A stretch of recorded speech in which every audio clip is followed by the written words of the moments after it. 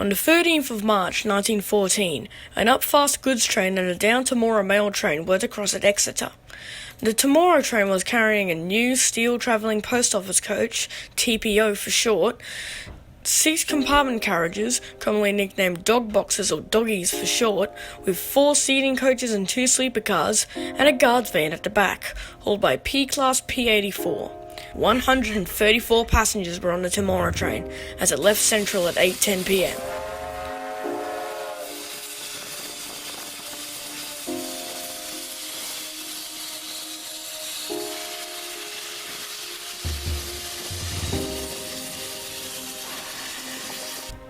After it left Moss Vale, most of the passengers had settled down for the night, as it rushed towards the next stop, Bundanoon.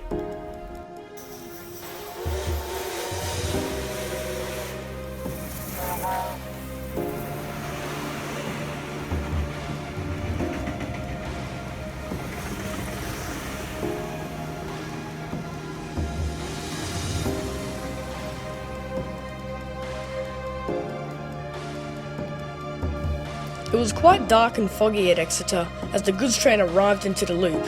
However, they discovered that the train was too long for the loop. They tried to reverse it further back to get the train into the refuge siding as the tomorrow mail roars past the signals and doesn't even notice that they were red. At this moment, the freight train just got back to the points to the refuge siding, but its wheels were slipping, and as it crept out of the loop, it was already too late.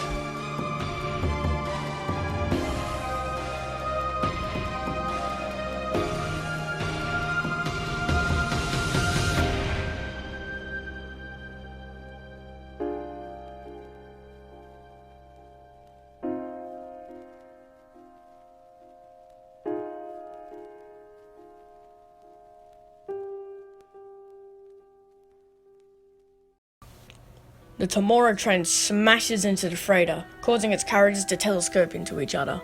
14 people are dead.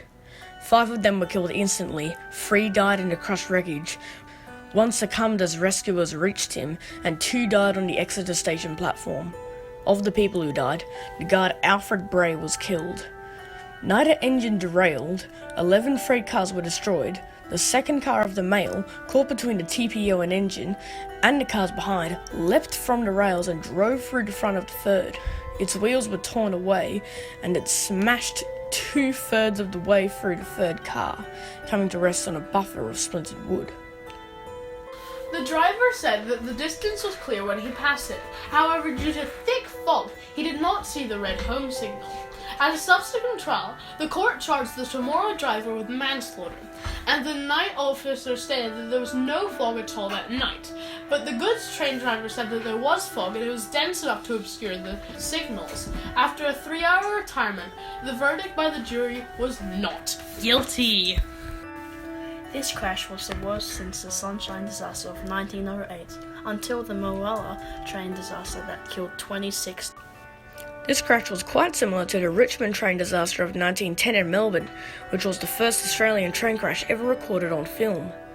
105 years have passed, and sadly, many other accidents have occurred to fog. Some of the worst were the Big Bayou wreck, the Lewisham train disaster, the Harrow and Wealdstone disaster, the Bagley train crash, and the Villa Soldati level crossing disaster. The most recent one was the 2011 Saxony-Anhalt collision in Germany.